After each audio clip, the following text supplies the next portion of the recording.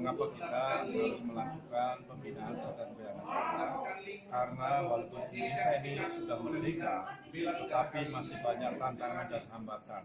Banyak aliran-aliran radikalisme, kemudian terorisme, dan aliran-aliran besar lainnya yang bisa mengancam, yang bisa membahayakan keutuhan bangsa Indonesia. Oleh karena itu, para generasi muda, mahasiswa perlu diberikan pembekalan bahwa bela negara itu bukan tugasnya negara atau pemerintah atau TNI Polri saja, tetapi bahwa bela negara itu adalah kewajiban bagi seluruh rakyat Indonesia. Itu diatur dalam konstitusi Undang-Undang Dasar 45 pasal 30 yang mengatakan setiap warga negara wajib bela negara.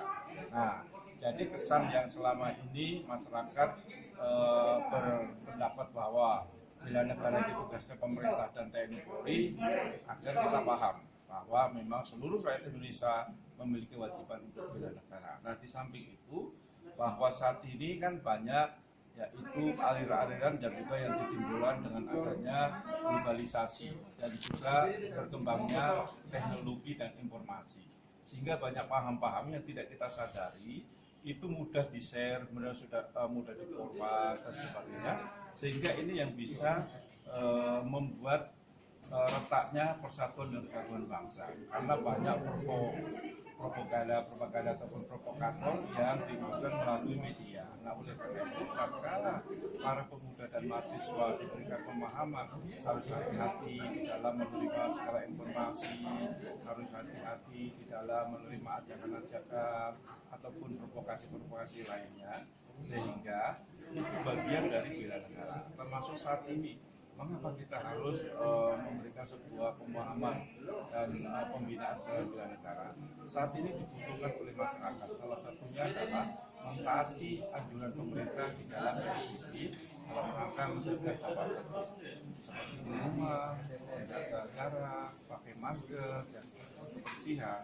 Itu bagian dari bela negara. Jadi bela negara bukan fisik saja, tetapi ada bela negara awal, yaitu sikap perilaku kita yang mengarah pada cinta tanah air.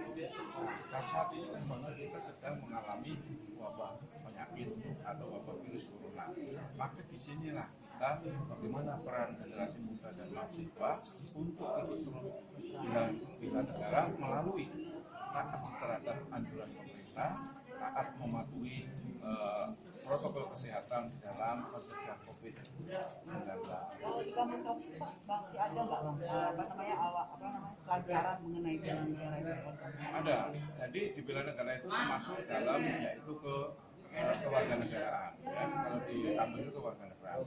Dan Menpora itu ini ada Pak Asdep, juga ada Pak Kabit, bahwa Kemenpora ini memang ada yaitu deputi kepemudaan. Di sanalah peran kita untuk membina baik ideologi Pancasila, menangkal radikalisme, dan juga yaitu bela negara. Nah, sehingga peran dari Kemenpora ini memang diharapkan dapat menjadi sebuah jembatan bagi generasi muda khususnya mahasiswa untuk betul-betul memahami baik itu tentang paham radikalisme, bahaya radikalisme, kemudian juga pemahaman terhadap ideologi bangsa Pancasila, dan juga bagaimana kita turut serta bela negara dalam situasi bangsa ini, walaupun kita tidak lagi beradu fisik perang dengan negara lain ataupun penjajah, tapi kita saat ini dijajah dari sisi ekonomi, sisi politik, sisi sosial budaya, dan juga keamanan.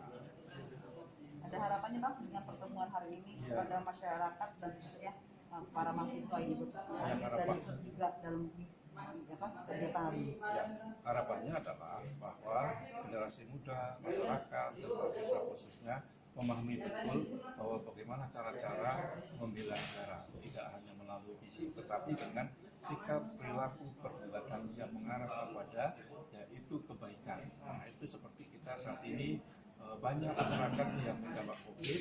Nah, itu bisa kita bantu. Kita punya masker edukasi, kita punya makanan edukasi, itu bagian dari bagaimana kita dan kita cinta tanah air, ya. Jadi bagaimana kita terus mengedepankan persatuan dan kesatuan bangsa. Mungkin Pak Asdep.